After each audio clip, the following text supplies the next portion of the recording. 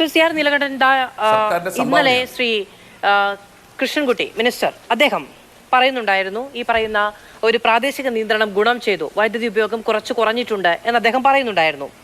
3 നിർദ്ദേശങ്ങളാണ് വന്നത്. ഒന്ന്, വളരെ ഉത്തരവാദിത്വപൂർവമായ ഒരു ഗാർഹിക ഉപയോഗം, അത് ഉപയോക്താക്കൾ മനസ്സറിഞ്ഞു ചെയ്യേണ്ട ഒന്നാണ്. സംസ്ഥാനത്ത് വൈദ്യുതി പ്രതിസന്ധിയുണ്ട്, അതുകൊണ്ട് ദുരുപയോഗം ചെയ്യരുത് എന്ന നിർദ്ദേശം.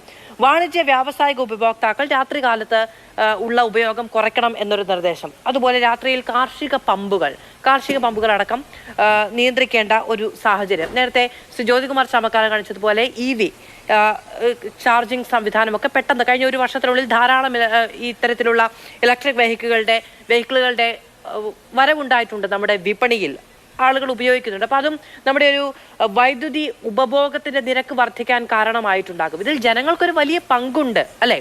അത് എൻ്റെ വീട്ടിൽ എയർ കണ്ടീഷന്റെ ഒരു നില അത് 25-ന് താഴേക്ക് വന്നാൽ പ്രത്യേകിച്ച് ഒന്നും സംഭവിക്കാനില്ലല്ലോ, ഞാനിപ്പോൾ ഇത്തിരി കൂടുതൽ കറണ്ട് ഉപയോഗിച്ചു എന്ന് പറഞ്ഞൊന്നും സംഭവിക്കാനില്ലല്ലോ എന്ന ഒരു കാഴ്ചപ്പാടിനപ്പുറത്തേക്ക് ഇത് സമൂഹം ഇപ്പോൾ അടിയന്തരമായി ആവശ്യപ്പെടുന്ന ഒന്നാണ്. പലയിടങ്ങളിൽ ആളുകൾക്ക് ഇതിന്റെ പ്രത്യാഘാതങ്ങൾ നേരിടേണ്ടി വരുന്നുണ്ട്, സഹകരിക്കേണ്ടതാണ് എന്നൊരു മനസ്ഥിതി കൂടി വേണ്ടേ?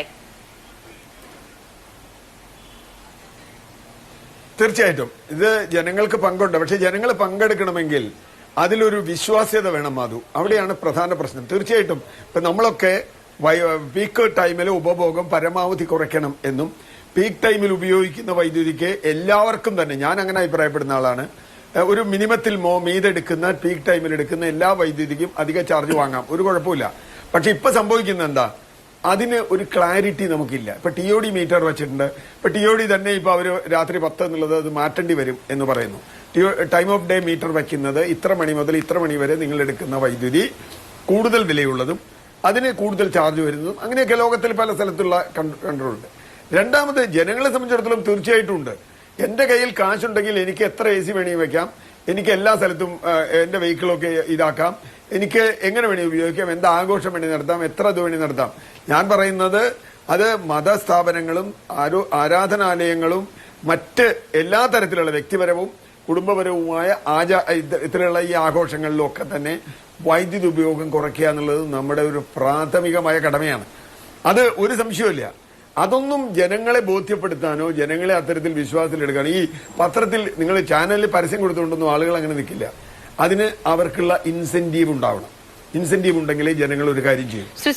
രണ്ട് കാര്യങ്ങൾ അതിലുണ്ട്. ഒന്ന് സിആർ തന്നെ നേരത്തെ കാണിച്ചതുപോലെ നല്ല പണം കൊടുക്കുന്നുണ്ട് KSEBക്ക്. കേരളത്തിലെ ജനങ്ങൾ വലിയ തോതിൽ ബില്ലടയ്ക്കുന്നുണ്ട്. ഇവിടെ തിരുവനന്തപുരം നഗരത്തിലൊക്കെ 6000 രൂപ 8000 രൂപയൊക്കെയാണ് ഒരു മാസം കറണ്ട് ബില്ല് വരുന്നത്. നല്ല രീതിയിൽ പൈസ കൊടുക്കുന്നുണ്ട്, എന്നിട്ടാണ് സേവനം കിട്ടാത്തത് എന്ന ഒരു മനസ്ഥിതി മനുഷ്യർക്കുണ്ട്. രണ്ടാമത്തേത്, ഇന്ന് പുന്നപ്രയിൽ കേട്ട മുദ്രാവാക്യം എന്താണ്?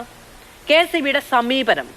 ആളുകൾക്ക് ഈ പറയുന്ന ബില്ലടയ്ക്കാൻ കഴിയാതെ വരുന്ന സാഹചര്യത്തിൽ ഒക്കെ സ്വീകരിക്കുന്ന നിലപാട് എന്ന് പറയുന്നത് അതിലുണ്ടാകുന്ന ശുഷ്കാന്തി സർവീസ് കൊടുക്കാനില്ലല്ലോ എന്നുള്ളതാണ്. കഴിഞ്ഞ കുറെ ദിവസങ്ങളായി ഈ പ്രശ്നങ്ങൾ ഉണ്ടാകുന്ന സമയത്ത് പണ്ടുകാലത്ത് KSEBയിൽ വിളിച്ചാൽ കിട്ടില്ലായിരുന്നു. പക്ഷെ അതിനുശേഷം മാറി. MM മണി മന്ത്രി ആയപ്പോൾ മുതൽ ഇങ്ങോട്ട് മുഴുവനും അതിൽ വലിയ തോതിലൊരു മാറ്റം ഉണ്ടായിട്ടുണ്ട് എന്ന് പ്രേക്ഷകർ പ്രതികരിക്കുമ്പോൾ പലപ്പോഴും പറയുന്നത് കേട്ടിട്ടുണ്ട്. ശ്രീ ജ്യോതികുമാർ ചാമക്കാല ഞാൻ രാഷ്ട്രീയമായി ഉന്നയിച്ചല്ലോ കേട്ടോ, ഒരു കാലഘട്ടത്തിൽ വന്നിട്ടുള്ള ഒരു മാറ്റമായിരിക്കാം. എന്നിരുന്നാൽ പോലും ഒരു മാറ്റം ഉണ്ടായിട്ടുണ്ട് KSEBയിൽ എന്നത് ഒരു പൊതു അഭിപ്രായമാണ്. പക്ഷെ ഈ പ്രതിസന്ധി വന്നപ്പോൾ പഴയ ചിട്ട അങ്ങനെ തന്നെ സ്വീകരിച്ചു തുടങ്ങി. KSEB ഇപ്പം ഫോൺ എടുക്കുന്നില്ല. അല്ല, അതാ ഞാൻ പറഞ്ഞേ. അതില് ഇപ്പോ മുമ്പ് KSEB ഒരു ഘട്ടത്തിൽ അവരുടെ മെയിന്റനൻസ് വർക്ക് മുഴുവൻ ലോക്കൽ സ്വകാര്യ സ്ഥാപനങ്ങളെ പലരെ ഏൽപ്പിച്ചിരുന്നു. അവർ നന്നായി ആ മെയിന്റനൻസ് ചെയ്തിരുന്നു. കാരണം ആളുകളെ സംബന്ധിച്ച് സ്വകാര്യ സ്ഥാപനത്തിന് ഫോൺ വിളിച്ചാൽ ഉടനെ അവർക്ക് എടുക്കണം, ഇല്ലെങ്കിൽ അവരുടെ മേലെ പ്രശ്നം വരും. ഇപ്പോൾ അവർക്ക് എടുക്കാനും കഴിയില്ല. കാരണം അവരെടുത്താൽ ഇത് ചെയ്യാൻ കഴിയണ്ടേ.